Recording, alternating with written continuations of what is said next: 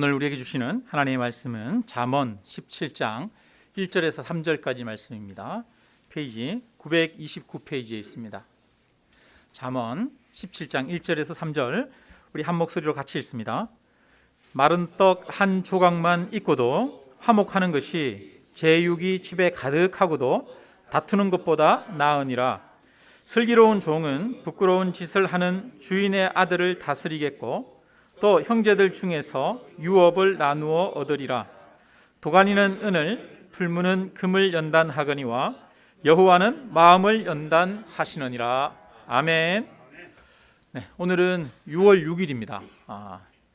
원래는 공휴일인데, 그죠? 오늘이 또 주일이랑 겹쳐가지고 쉴 수 있는 날이 하루가 좀 줄어들어서 여러분 아쉽지 않을지는 모르겠습니다만, 오늘은 또 나라를 위해서 희생하신 분들을 또 기리는 그 뜻을 생각하는 그런 날이기도 합니다. 그래서 오늘은 우리가 그런 현충일의 의미를 또 한 번 더 마음속에 새겨보시기를 바랍니다. 지금 대한민국은 한반도 역사에서 한 번도 경험하지 못한 부흥과 번영을 이루었습니다. 국가 경제면에서 우리나라가 세계 10위가 되었대요. 예전에는 12위, 11위 이랬는데 코로나 때문에 이탈리아인가 어디가 이 관광 수입이 많은데 관광이 이제 없었잖아요. 그러면서 좀 내려가고 우리나라가 한 단계 올라갔대요. 이제는 전 세계 많은 사람들이 대한민국을 선진국으로 그렇게 인정하기 시작했습니다. 우리 스스로도 우리나라에 대해서 자랑스러워하기 시작했습니다. 한국은 경제적인 면에서뿐만 아니라 문화적으로도 세계에 큰 영향을 끼치고 있습니다. 한류라고 하는 문화가 전 세계에서 많은 인기를 얻고 있습니다. 한류 드라마가 저는 동남아시아에서만 인기가 좋은 줄 알았더니 동남아시아가 아니라 저기 남아메리카, 아프리카 이런 데서도 한류 드라마 이런 것들이 인기가 있더라고요. 그 다음에 우리 K-팝이라고 하는 그런 음악 장르가 생기기도 했습니다. 우리나라 인기 가수 그룹 중에 BTS는 음반을 한번 발표하면, 노래를 발표하면 전 세계에서 사람들이 그것을 보고 또 기록이 폭주하고 있습니다. 빌보드 차트에서도 상위권에 항상 올라가고 그러고 있죠. 저는 참 신기했어요. 우리나라 한국 가수들이 미국에 가서 노래를 하는데 미국에 있는 10대, 20대 젊은이들이 그 앞에서 막 춤추면서 한국어를 따라 부르기 시작하더라고요. 한국어로 따라서 막 노래를 불러요. 야, 진짜 이런 시대가 올 거라고 상상을 못했죠. 그러니까 외국 사람들이 한국어로 뜻을 잘 아는지 모르겠지만 따라 부르는 이런 시대가 되었습니다.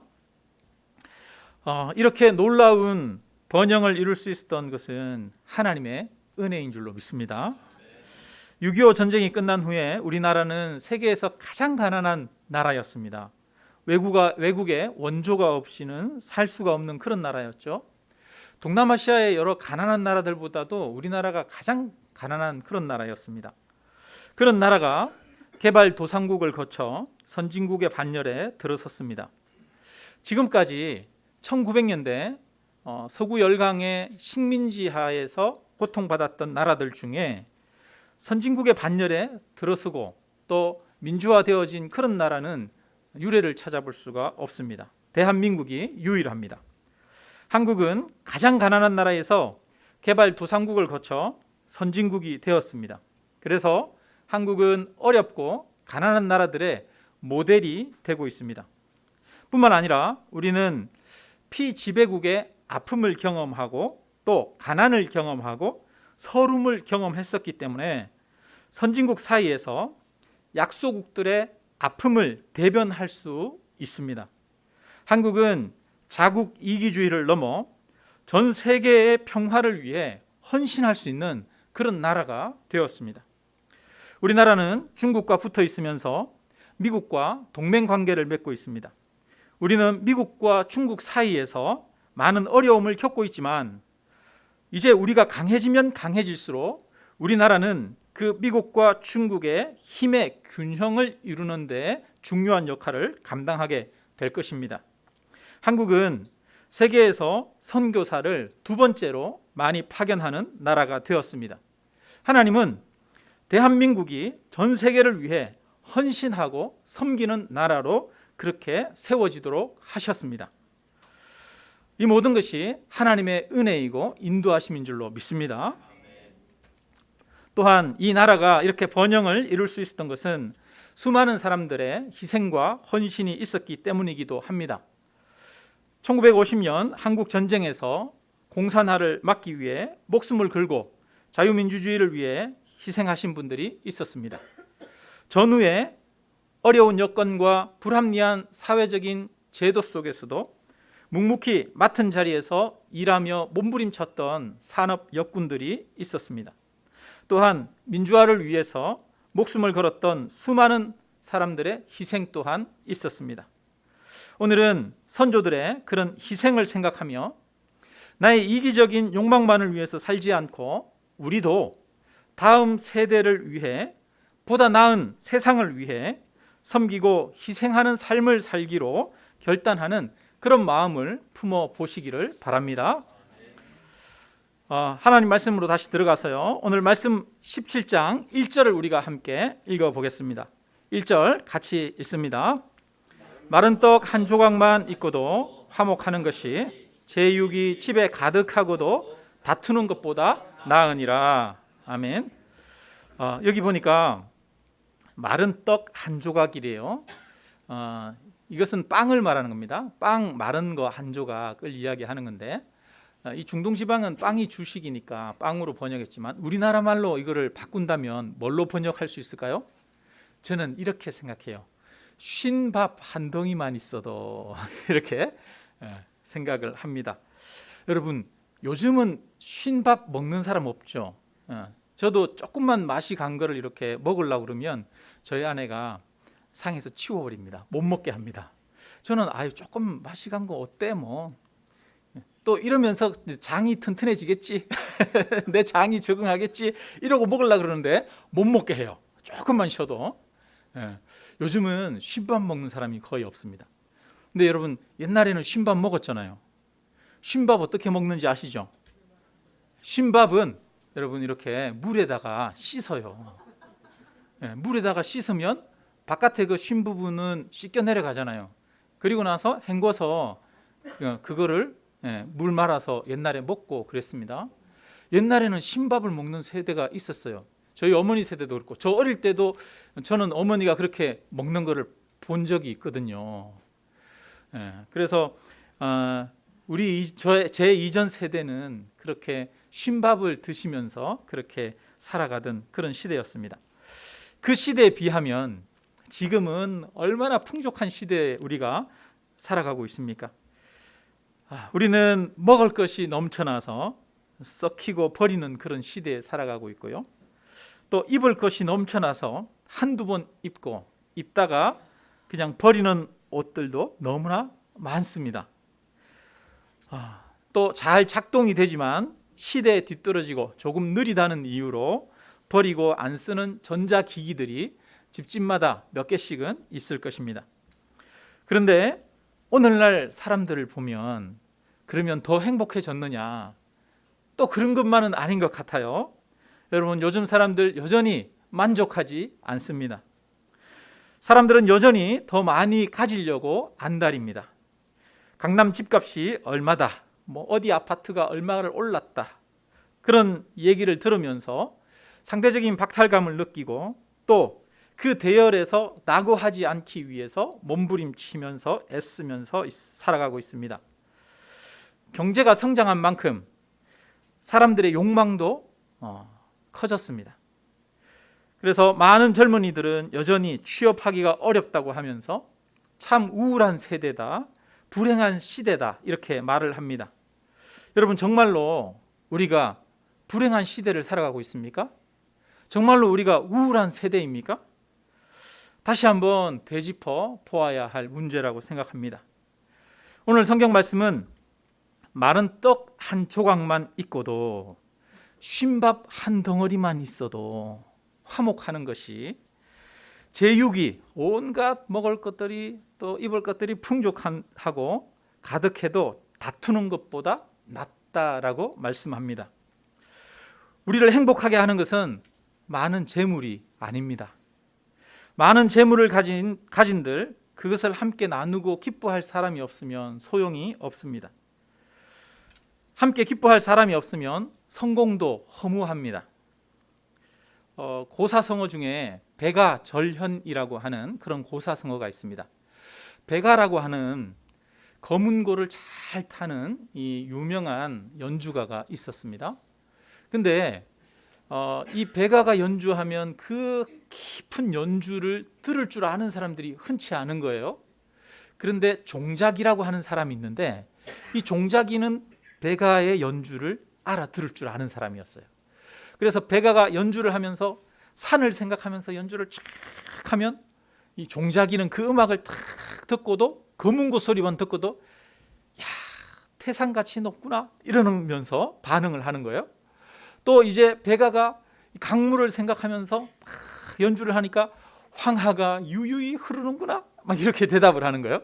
그러니까 이 백아의 음악을 종자기는 너무 잘 들을 줄 아는 거예요. 알아주는 거예요. 그런 종자기를 백아가 만났어요. 그리고 약속을 합니다. 우리 다시 만나세. 그렇게 해서 약속을 했는데 만나기로 한 그날 이 종자기가 나타나지 않는 거예요. 알고 봤더니 종자기가 병이 들어서 죽었어요. 그 이야기를 듣고 백아가 금은고에 줄을 끊어버렸습니다. 내 음악을 들어줄 줄 아는 사람이 없는데 내가 연주한들 무엇하리 그러면서 줄을 끊어버렸다는 거예요. 여러분, 우리가 재물을 아무리 많이 가지고 있으면 뭐합니까? 함께 나눌 사람이 없는데, 우리가 아무리 성공하면 뭐합니까? 함께 기뻐할 사람이 없는데 무슨 소용이 있겠습니까? 우리를 행복하게 하는 것은 사랑하는 사람들입니다. 사람은 화목하고 사랑할 때 행복합니다. 서로 미워하고 다툴 때 지옥을 경험합니다.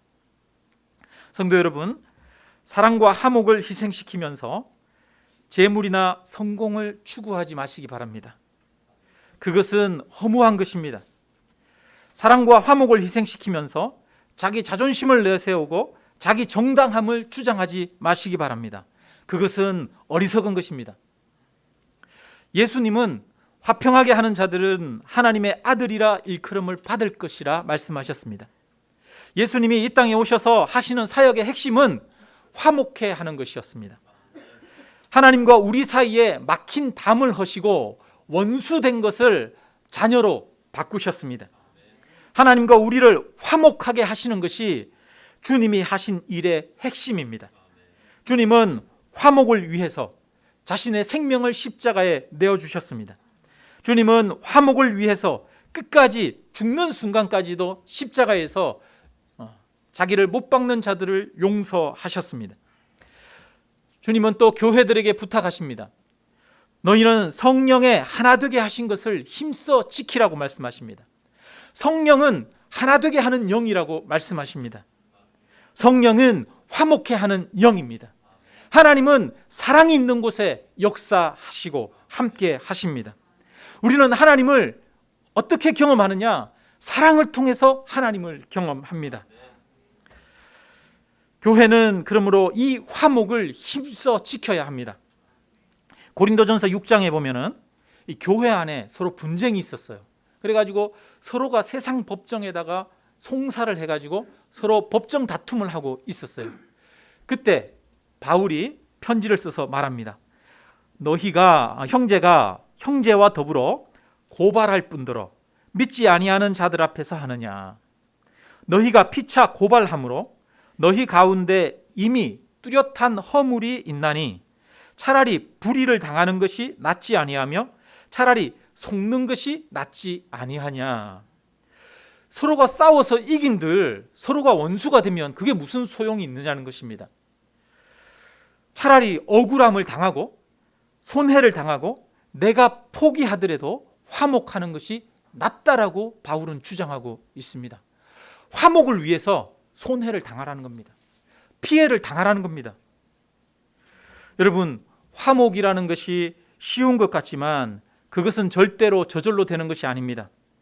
때로는 화목하기 위해서라면 자기 이익을 포기하고 재물을 포기하고 자존심과 자기 정당함도 내려놓아야 할 때가 있습니다. 예수님은 화목을 이루기 위해서 자신의 생명을 내려놓으셨습니다.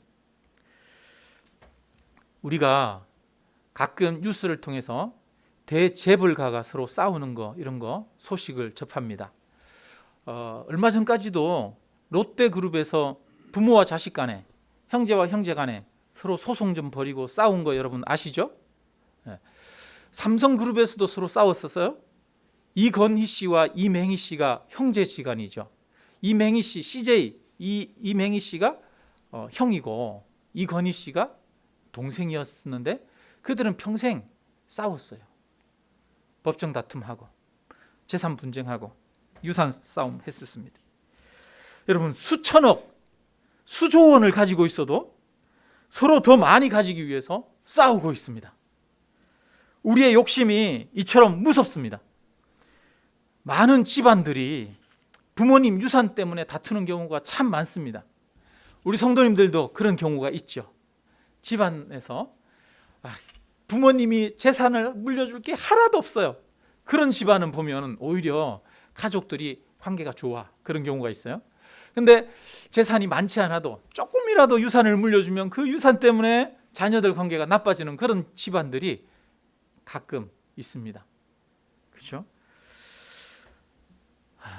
재물보다 화목을 우선으로 하지 않으면 화목하기가 정말 어렵습니다. 재물과 욕심을 내려놓지 않으면 화목할 수가 없습니다. 인간의 욕심이 화목을 깨트립니다. 우리의 욕망이 화목을 깨트립니다. 철저하게 십자가에서 자기 욕심을 내려놓는 자만이 참된 화평을 만들어갈 수 있습니다. 예수 그리스도를 알고 천국의 소망을 가지고 천국을 바라보는 사람만이 참된 화목을 만들어갈 수가 있습니다. 이 땅에 소망을 두지 않는 자들, 하나님 나라에 소망을 두는 자들, 하나님 안에서 위로를 경험하는 자들이야말로 진정한 화평을 만들어갈 수 있는 사람들인 줄로 믿습니다. 중세 시대에 프란체스코라고 하는 수도사가 있습니다. 이 수도사가 쓴 시 중에 하나가 평화의 도구라고 하는 시가 있어요. 우리가 노래로도 부르는 이 가사인데요. 주여 나를 평화의 도구로 써주소서, 이런 노래입니다. 잘 아시죠? 미움이 있는 곳에 사랑을, 다툼이 있는 곳에 용서를, 불화가 있는 곳에 화목을, 의혹이 있는 곳에 믿음을 심게 하소서, 이런 가사들을 써내려 갔는데요.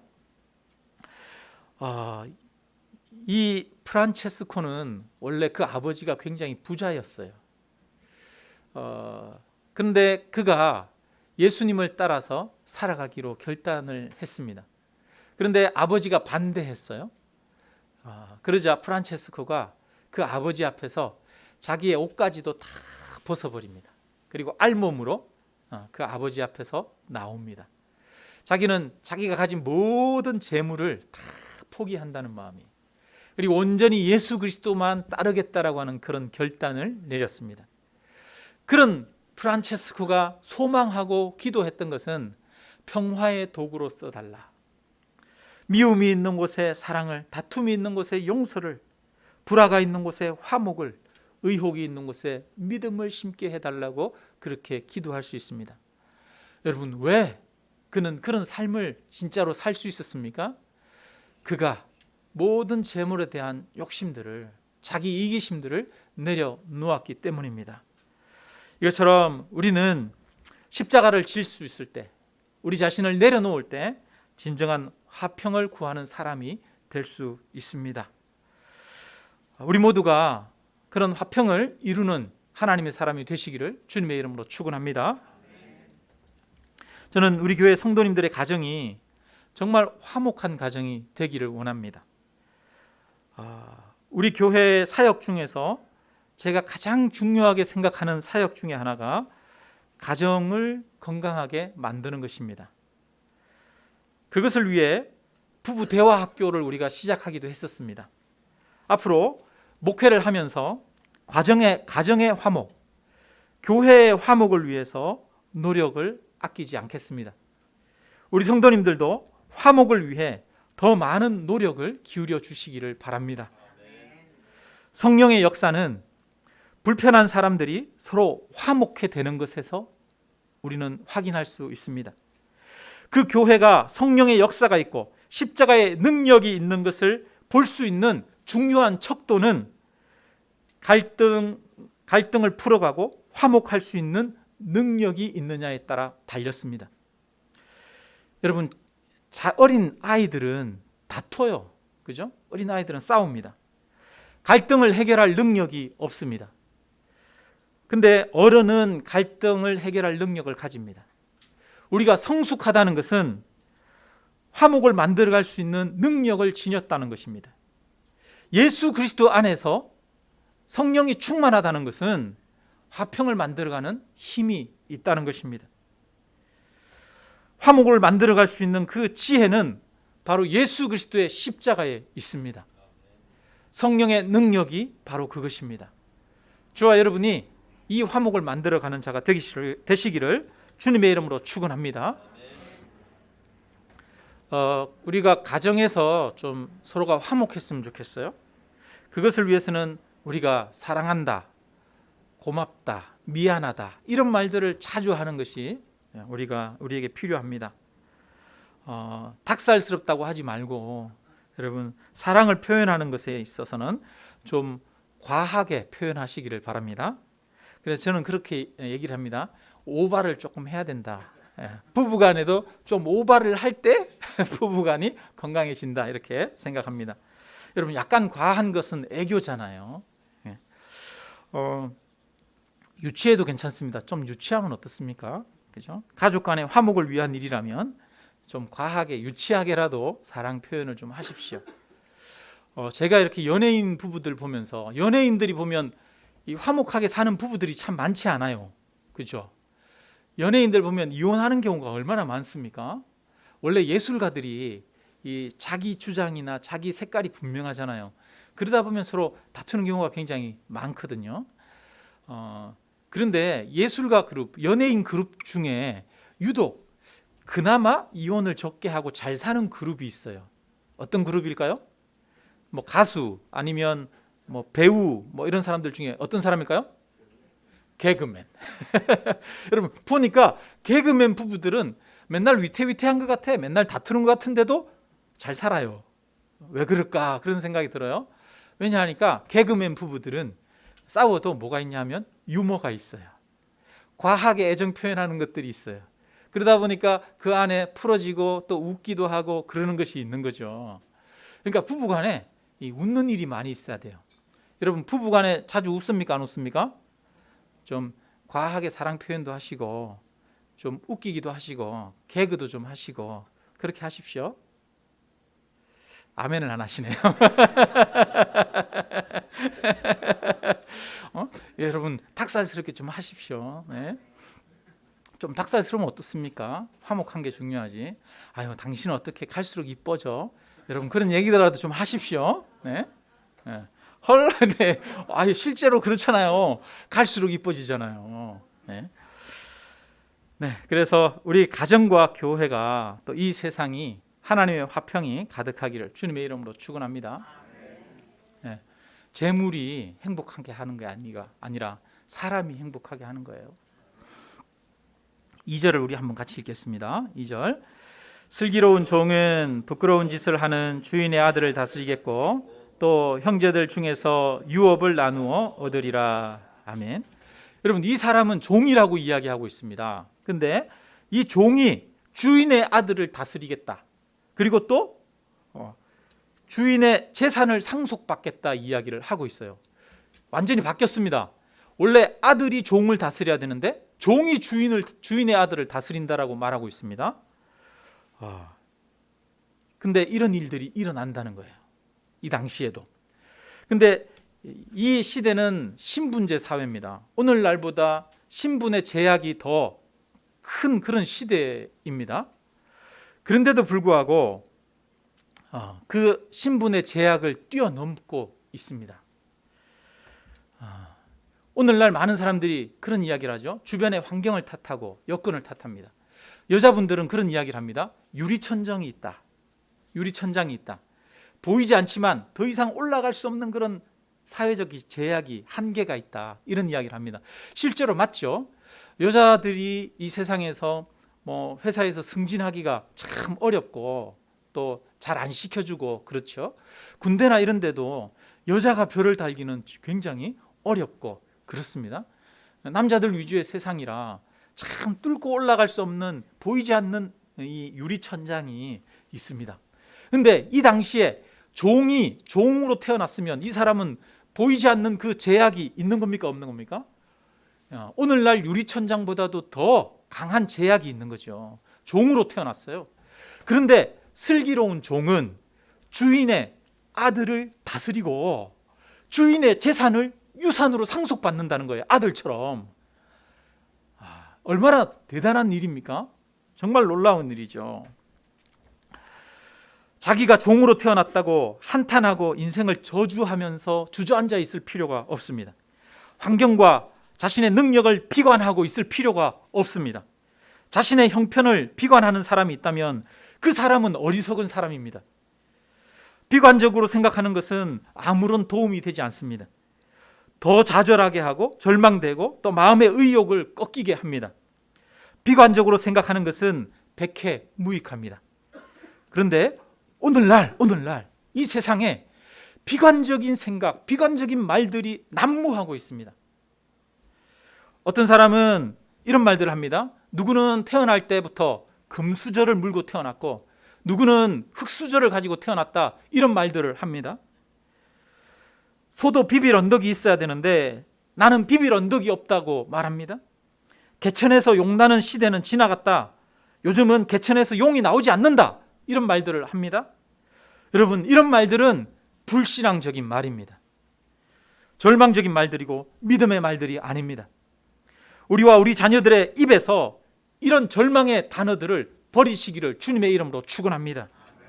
절망적인 생각을 버리시기를 바랍니다. 슬기로운 종은 주인의 아들을 다스리고 유산을 상속받습니다. 우리에게도 이런 능력이 나타날 줄로 믿습니다.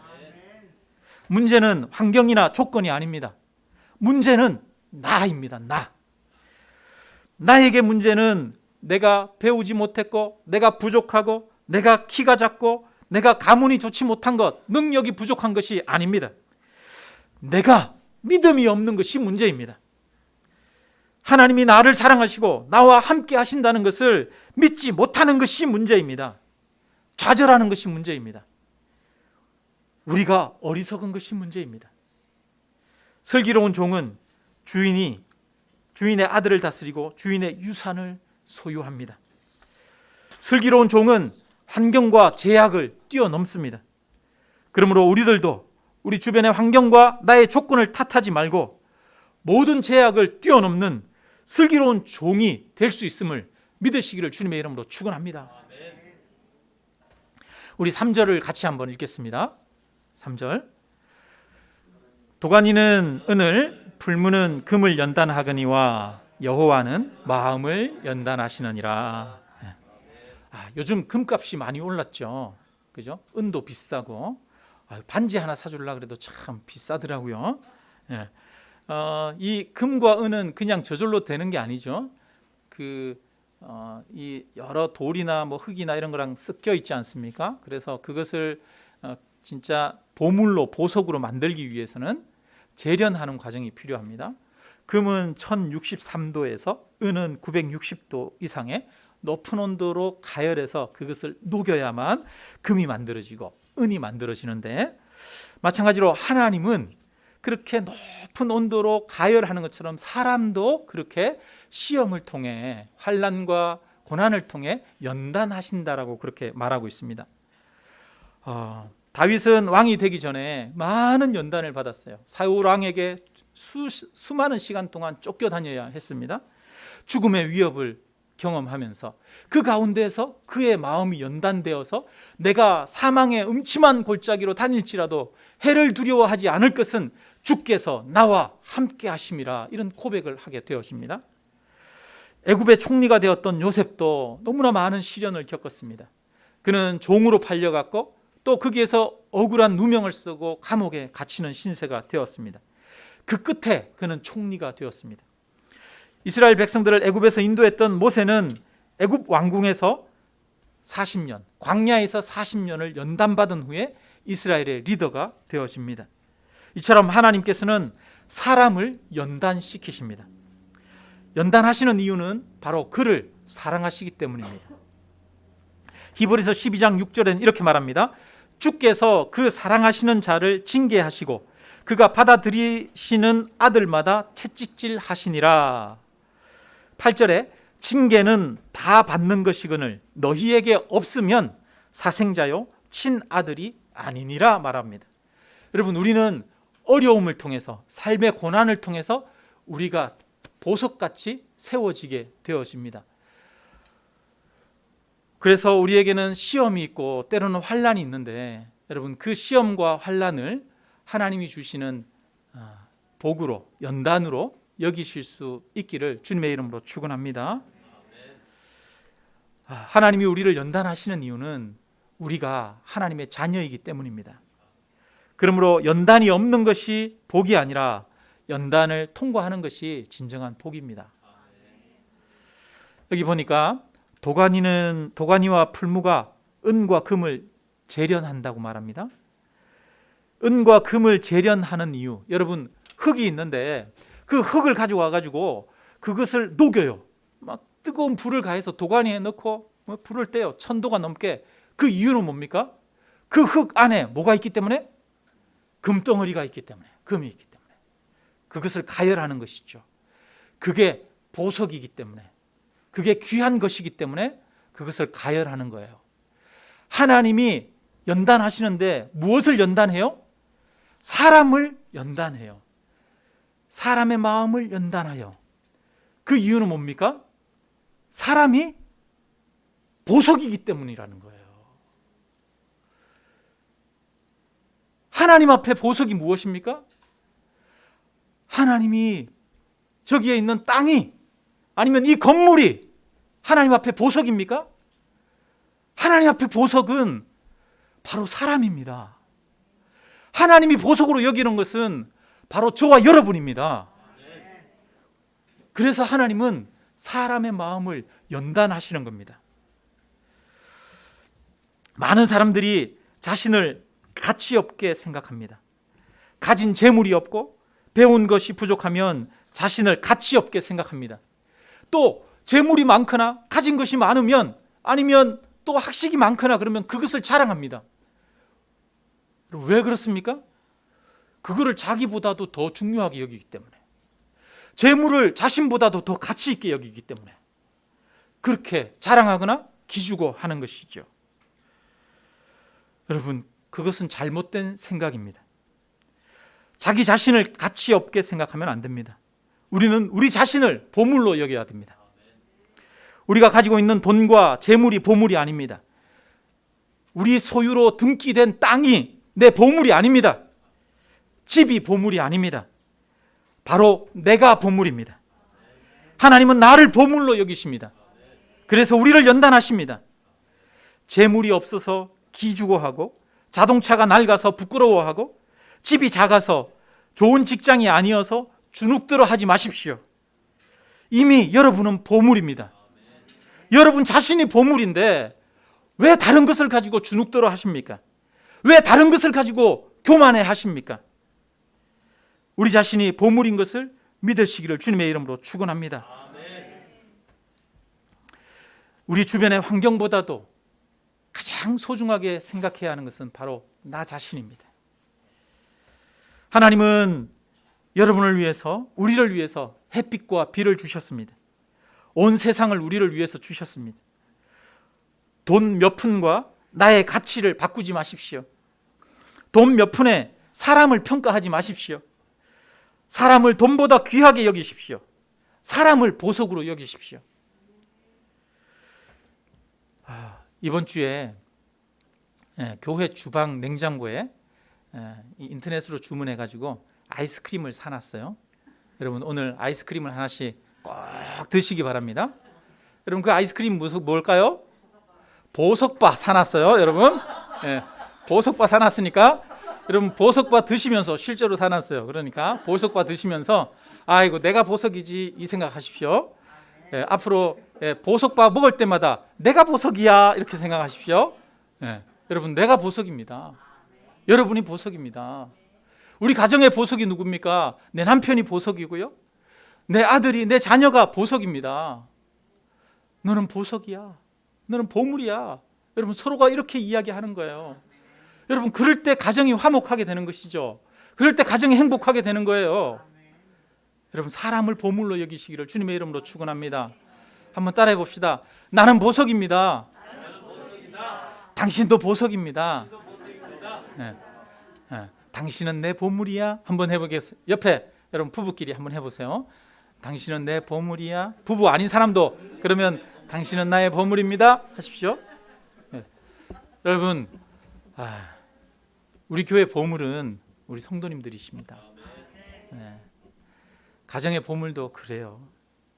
그래서 여러분 마른 떡 한 조각만 있고도 화목하는 것이 진정한 축복입니다. 근데 이것은 사람을 보물로 여길 때 일어나는 일이에요. 하나님은 우리를 보물로 여겨주십니다. 내가 보물입니다. 내가 보물입니다. 여러분 이것이 얼마나 놀랍습니까? 근데 우리는 우리 자신을 보물로 여기지 않았습니다. 그래서 끊임없이 다른 보물을 찾아서 헤맸습니다. 좋은 집을 찾아서 헤맸고 많은 돈을 찾아서 헤맸습니다. 사람들의 인정을 받기를 원했습니다. 내가 보물인데 왜 다른 데 가서 보물을 찾으십니까? 내가 보물임을 깨달으시기를 주님의 이름으로 축원합니다. 하나님은 저와 여러분을 보물로 여기십니다. 너는 나의 자녀라, 나의 보물이라 말씀하십니다. 험한 세상 속에서도 하나님 안에서 나의 가치를 발견함으로 세상에서 넘어지지 말고 승리하는 우리 모두가 되시기를 주님의 이름으로 축원합니다.